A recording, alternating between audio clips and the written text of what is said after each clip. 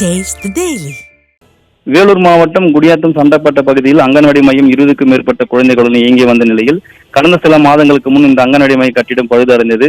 தற்போது அதே பகுதியில் உள்ள குடியாத்தம் நகராட்சிக்கு சொந்தமான சமுதாய கூட வளாகத்தில் குப்பைகள் தரம் பிரிக்கும் குடோனாக உள்ள கட்டிடத்தில் 1 மாத காலமாக அங்கன்வாடி மையம் இயங்கி வருகிறது.